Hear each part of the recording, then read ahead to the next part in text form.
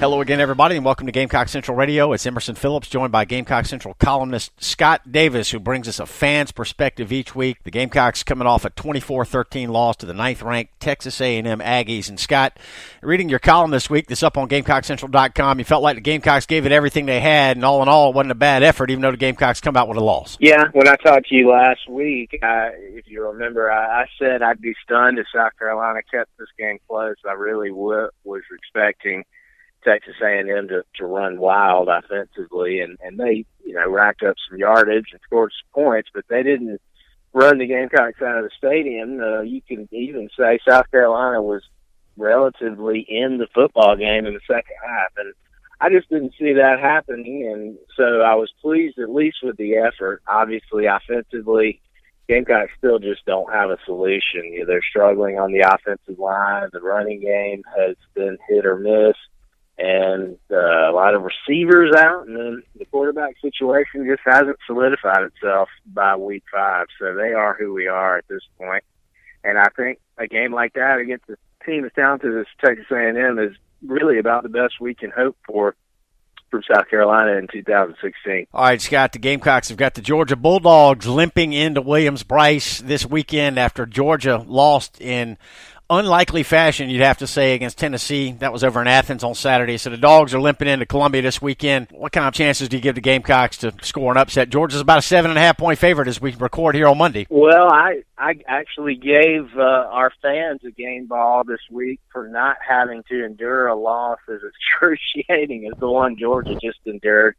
I can't believe it's been a long time since I've seen a game lost quite that agonizing fashion. I mean, we've seen teams toss up Hail Marys to win before, but Georgia had scored to go ahead. They were behind, scored to go ahead with 12 or 11 seconds left in the game. I mean, by any measure, you think that's going to do it. And Tennessee had one play to make an opportunity, and they somehow toss a 50-something yard bomb to score as time expires. So I think the Dogs, after 2 really tough weeks, if you'll remember, they were hammered by Ole Miss and Oxford. It's hard to imagine them coming in with a ton of confidence right now. Of course, they'll also be really, really thirsty for a victory. So South Carolina is certainly going to get their best shot. There's no doubt about it, where they won't be overlooked despite the fact that they're 2-3. So I think it'll be an interesting game. It wouldn't shock me if the Gamecocks were able to hang around at least for a while until maybe some depth wears them down. We'll have to see. I wouldn't be shocked if they hung around in much the same fashion as they did this past week. Emerson Phillips with Scott Davis here on Gamecock Central Radio. Scott's new column is up on GamecockCentral.com. We hope you'll check it out. And we invite you to download the Gamecock Central Radio app. We've got a free phone app that's available on the App Store and on Google Play.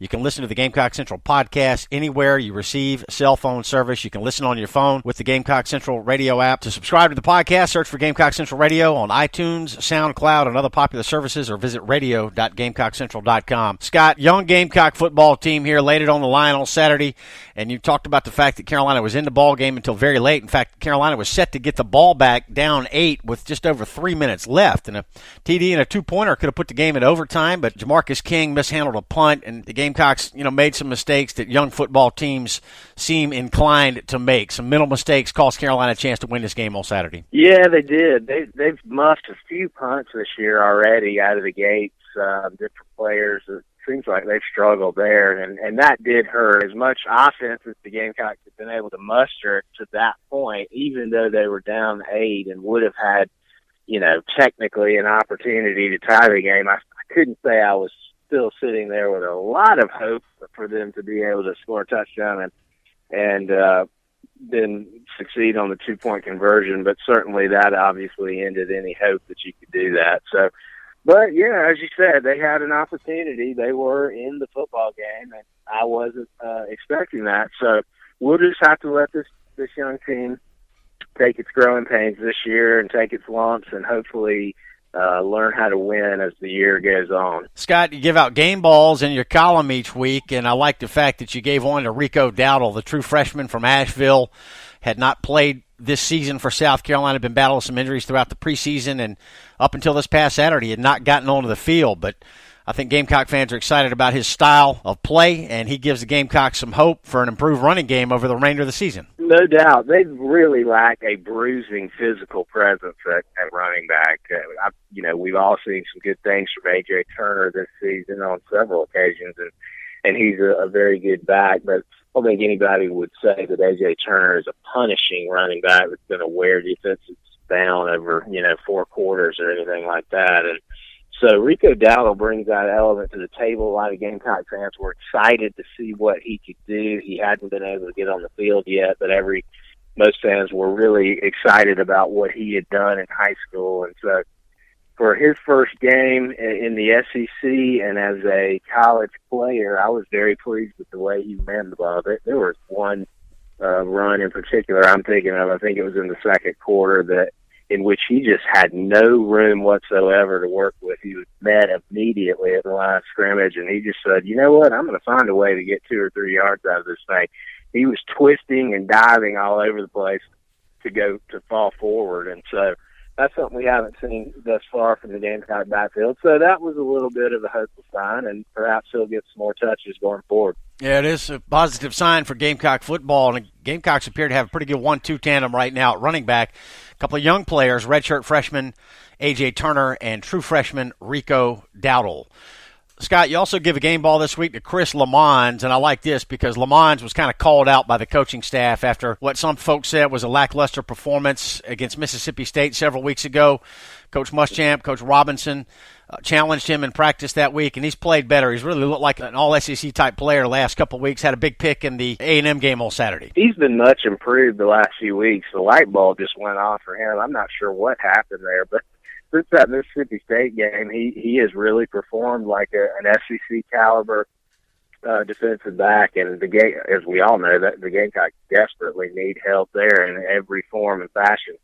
So to see him playing well is a very positive sign for a group that has virtually no depth at that position. Scott, you also give a game ball to Fox play-by-play announcer Gus Johnson, and I enjoyed reading this part of your column this week. Your wife said, hey, give him a game ball after you heard him call a TD in that Oklahoma TCU game Saturday night. His call was so joyful and so exuberant and enthusiastic that she wasn't even paying attention to the game. She was scrolling her iPad, probably looking at Facebook or Instagram or something, and even she looked up and said, wow, what's going on here? That was exciting. He was so excited by that, and it always reminds me how fun he is to listen to call a football game. He was an excellent college basketball play-by-play man as well when he did that, and he's calling games for Fox now. They do a lot of Big 12 games and Pac-12 games, so they may be teams that don't hold a ton of interest for Gamecock fans, and I don't know if some of you have heard his work, but he's one of my favorite announcers out there just because you can tell he loves the game and he's having fun being up there in that booth. And that's really all you want from your announcers, to make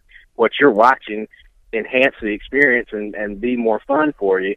And I don't think most fans feel like the majority of announcers do that. So when one does, it's always exciting. Yeah, Gus Johnson certainly does. He enhances the viewer's experience about as well as anybody on TV right now. So, Scott, deflated balls each week, and that group headlined by hamstring injuries this week. South Carolina's top 3 wideouts missed the game with A&M Saturday because of hamstring injuries. Yeah, listen, I know every college football team in the country experiences injuries. I know hamstring injuries abound.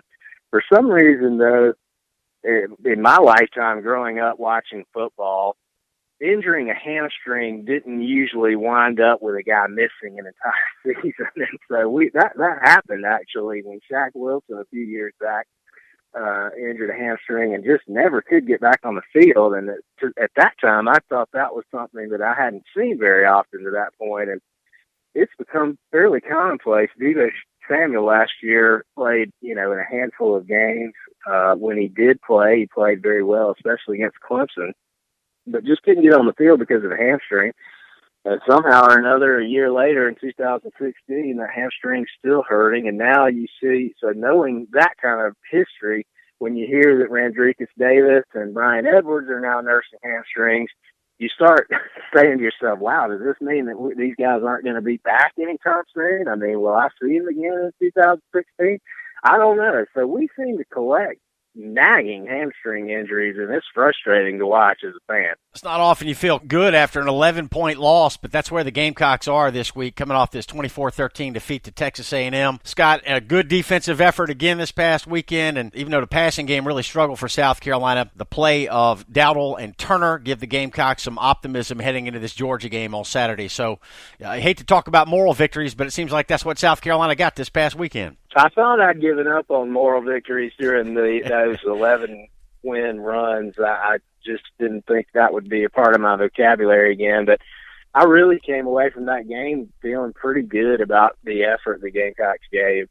It's clear they're limited from a talent perspective right now. There's no way to deny that. I tried to do it in the preseason and just didn't focus enough on the lack of depth and the youth. That's really what's hurting them right now. It's not that there's not any talented players anywhere on the field, because there are. It's just the depth is raging thin, and a lot of the talents you do see are freshmen, true freshmen, in some cases, are redshirt freshmen, guys who just haven't played very much. And so I think with an effort like that against a very good Texas A&M team who has been just enormous on offense this season, I was pleased with that resiliency that they showed out there. It was clear that they were trying everything they had to win that game. Scott, an old foe coming into Williams-Brice on Saturday. Gamecocks hosting the Georgia Bulldogs. You live in Atlanta. You're surrounded by Georgia friends, and I would think that this game may hold a little bit of added meaning for you. Yeah, I've always loved the South Carolina-Georgia game. I don't know why, but it's my favorite game of the year. It doesn't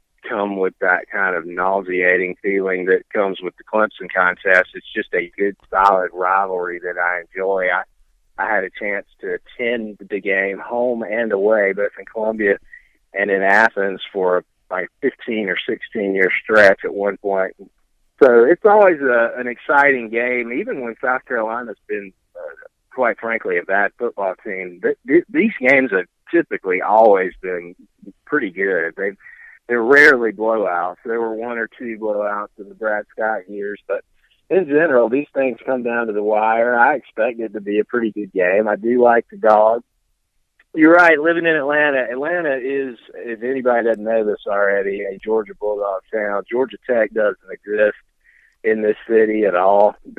From a media attention perspective or from a fan attention perspective, it's almost like they're not even there. Georgia is the city's hometown college football team by a wide margin. And so, everybody that you see in your neighborhood flying Georgia flags, it's all over the place. So it does take on added importance for South Carolina natives who now live in Georgia. But we'll see what the Gamecocks can do, and I like their chances to hang around at least for a while in this game. Scott Davis brings us a fan's perspective on Gamecock football each week. Scott, we appreciate what you do. Thanks very much. Thanks, Emerson. Talk to you next week. All right, he's Scott Davis, and I'm Emerson Phillips, and this is Gamecock Central Radio. We got plenty more coming up on the South Carolina-Georgia game for you right here on GamecockCentral.com. Thanks for being with us.